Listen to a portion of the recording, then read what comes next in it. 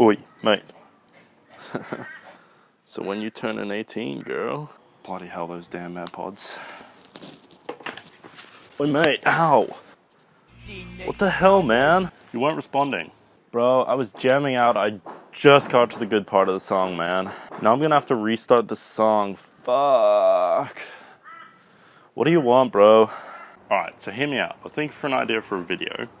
I go and show like all the things that I don't like about my car. And we could call it something like 5 things I hate about my WRX. Just want to like mix it up and make some original content that, you know, no one else is really thinking of. What do you think? Yeah, whatever. Wait, so you reckon it's like a good idea? Like no one else is doing that sort of stuff and like it's original and it's actually like a solid video idea? If I say yes, will you leave? Yes. Alright, yes. Can you leave now? Awesome, finally an actually unique idea.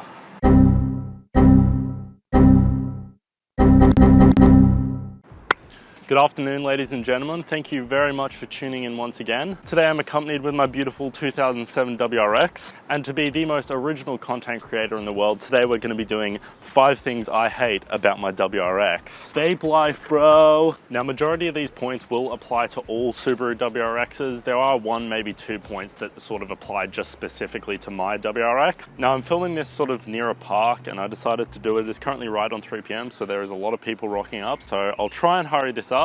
And if you hear screaming kids in the background, it's kids having fun at the park, not the kids that are trapped in my basement. Now, first I'm going to start off with what I would consider to be the most obvious point, the Subaru stigma. Now, I love my Subaru, and I'm sure all of you watching that own Subarus also love your Subaru, but anyone who owns / knows someone who owns a WRX knows that there's a large amount of stigma and association that comes with owning that.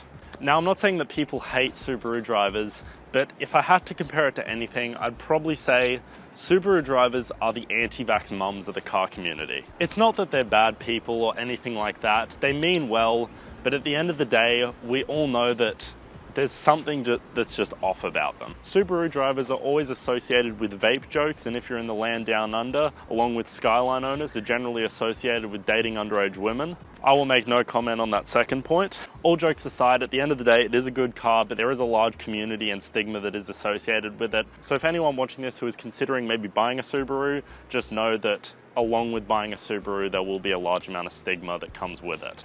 For anyone who hasn't seen, this is the engine bay of a Subaru EJ255 engine. Now, it's not the prettiest looking engine, but as you'll notice, there is no space for anything. There used to be an airbox here, so we have a little bit of space because we got the cold air intake in the actual wheel well. But as far as maintenance goes, there is absolutely no space to actually get to anything.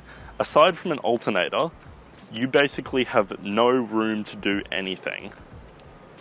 And with this being a turbo engine bay as well, obviously we have even less space than you would in a naturally aspirated car. But as for right now, I mean, it's not fantastic to work on, but it's also not the worst thing ever. How you going? You're gonna sell it. You're selling it. No, not just yet. Too easy, cheers. You know, the friendly people you meet around here, it's just bloody fantastic.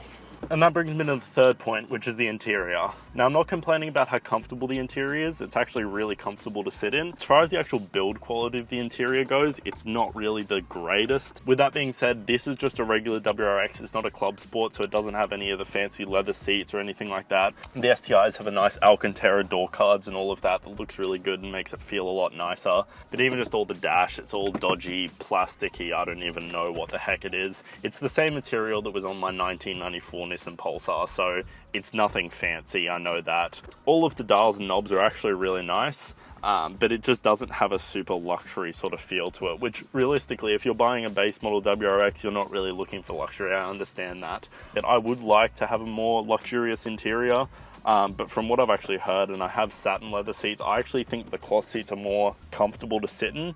The leather seats are just a little bit nicer. Obviously they're leather and you've got a sunroof, which I don't have. Just little things like that that just sort of spice it up a little bit. And now for my fourth point, which is this headlight washer cover here. Now, when I bought the car, I did notice that that was missing, and I just figured, oh, I could just go to Subaru and just get a little cap and it'll snap right on, it'll be easy. Then I found out you can't actually just snap on a cover, you actually have to buy the full mechanism because that's how it's actually mounted to the car. And in order to get a proper mechanism, it's multiple hundreds of dollars, which I couldn't really justify spending just to fix one little thing. So what I ended up doing was I got a little cover and just sort of tried to stick it in, that way whenever I was parked, I could just slap it in there. But it wasn't a long-term fix, and I ended up driving off with it and ended up falling off, and I was a little bit bummed about that. This is probably my biggest pet peeve about the car. Every time I see it, it just annoys me. And now I can guarantee every time you see my car, that's all you're gonna see. But one sort of, I guess, cool thing about it, she's a squirter. And that leads me to my last point. And I'd say the last point isn't necessarily something I hate about it. It's sort of a love-hate relationship.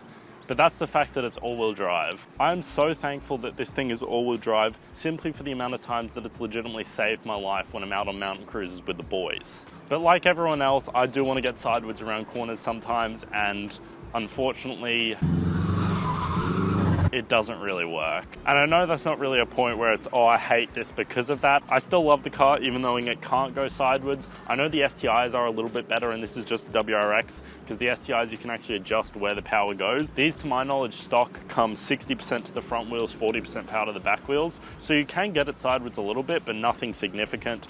I know with the STIs, at least the ones with the DCCD system, they can go up to, I think, 70% to the rear and then go 30% to the front, which just means it makes it a little bit easier to get it sideways. Now, don't get me wrong, overall, I still do love this car, and my opinion on it will never change. But this is the list of 5 little things that I've picked up over the last 9 months of owning this car, and it's just something I wanted to share with you guys. At the end of the day, it was actually very difficult to come up with this list because it actually was hard to find 5 things that I do hate about this car, because overall I absolutely love this thing. But if you did enjoy this more sort of car-based content, I know the channel is going to be headed a little more in that direction anyway. If you did enjoy it, be sure to like, comment, subscribe, do whatever. Stay sexy, all you beautiful people, and I'll see you in the next video. Peace.